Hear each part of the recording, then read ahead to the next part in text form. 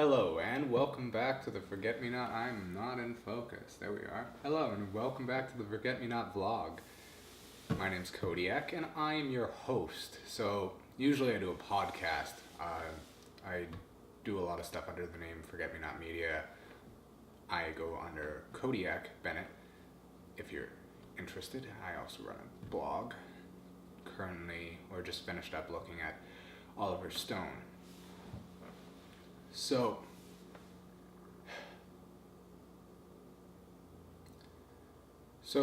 this vlog is going to supplement the usual weekly podcast. Me and my friend, the co-host, Matthew Woodman, do a podcast reviewing our week at Humber. We look at everything that we did in school, out of school, chit-chat, have tangents, whatnot. It's fun. But it's reading week this week, and we are not together, not even in the same province, and there would be nothing to review. However, there's been thoughts that have been on my mind for a while that I'd like to go over and talk about. I think the idea would be to promote something that someone could watch, identify with, and maybe it helps them.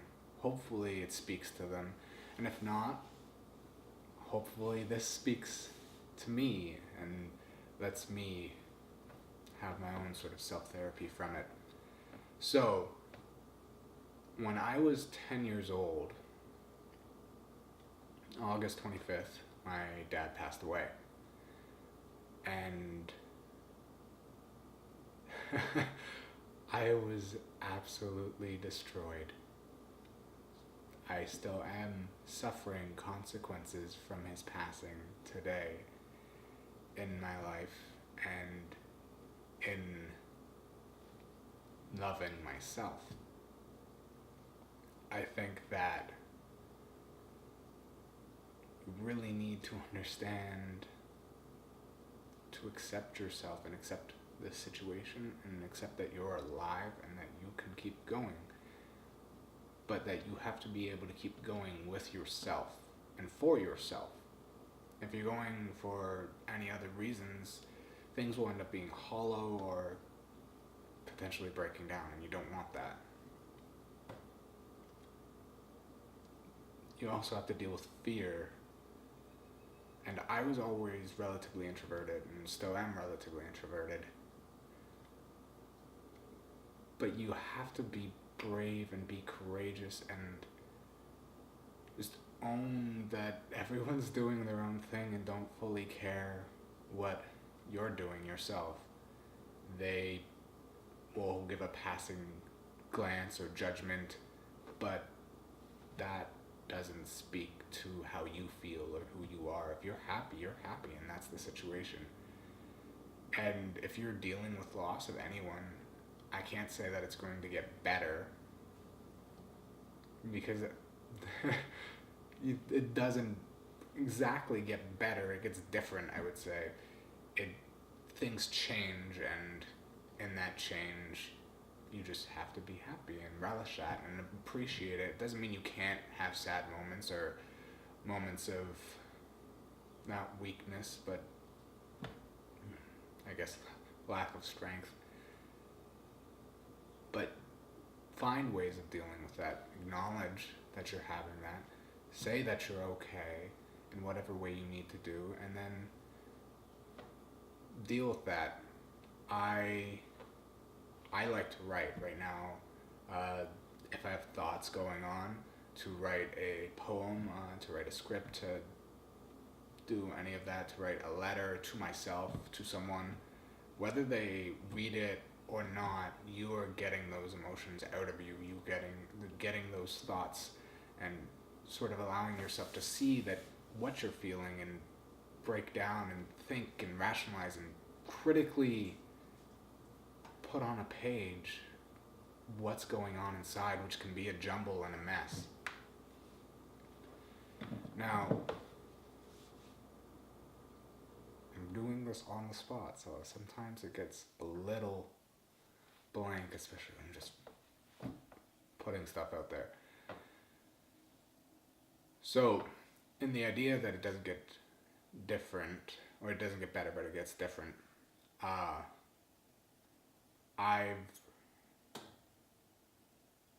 myself have recently gone through another piece of loss. And in that loss, I found a lot of strength and a lot of goodwill for myself and from others. And I'm in a place that I would never expect to be. I'm in my aunt's house, who about 4 years ago or so, I decided I wanted nothing more to do with. I was completely fine and happy to cut them out of my life. And I did it. I let them go. I cut them out. I didn't acknowledge any message or piece of invitation to heal and be better. I let it all go by the wayside. I ignored it all. And then I had a loss. And it was a loss that I wasn't expecting. I never expected of someone I love. And it's not that they're gone, they passed away. Their status in my life has changed from partner to friend. And it hurts a lot because I care about them very deeply. But it made me realize so much about myself and where I'm at, that I was holding on to so much hate and fear and loneliness, and thinking that someone couldn't love or hold or love myself. But then I realized that I can, and I do, and I want to spread that and let people take care of me and love me. But in doing that, I wanted to let go of everything that I was holding on to. So I did. I messaged my friends and family and exes that I was holding hate against, or grudges, or whatever pain that they may have caused me, and I decided to let them go. Let go of all of it. And in doing that, I feel a lot better. I feel free and lighter. And I also decided that I was going to go to BC. My Poppy has been sick the past couple of years, and I haven't been out any of the times that my mom went out of fear or lack of confidence of going, of leaving my comfort zone. I don't know why. I just didn't. And reading week was coming up, and it was a week before, and I just decided I was going to go. I'm going to go out, and I'm also going to make up and heal with my aunt and with myself. And it's really been nice to change, to let yourself be and let yourself not feel the fear.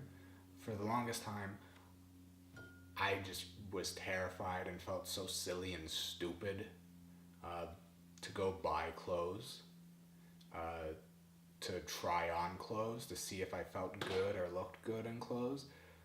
But I went to Value Village with my aunt's partner, my aunt who I had trouble with, and went there with him, and on my own I filled a basket and spent a half hour to an hour just trying on clothes, something I would never do. But I did it, and now I have these nice clothes, and I feel good, and I think I look good. It's just so refreshing and freeing to actively be trying to live without fear or pain or loss. And my former partner, they introduced the idea of the four agreements to me, and I've been really kind of grasping onto them and trying to live with them. The idea that you're supposed to be impeccable with your word, so you speak truth and love, and you don't use the word to speak against yourself, and not gossip against others. That one I haven't fully gotten the handle of. You have to Google gossip, I feel. I have not yet. Now, then there's don't take anything personal. So whatever someone says or does or whatever that speaks to them and not to you, don't make any assumptions. So you can't assume anything. If you do, you're just setting yourself up potentially for more pain, and that these two will relieve so much suffering. And then you have don't, or to try your best, and your best will always differ. Sometimes you'll be sick or super busy, but all you can do is try your best. And really, I don't know. I'm hoping that there's some sort of message that's getting across here besides me just talking and using it as therapy for myself. And I really hope that somebody out there sees this, and I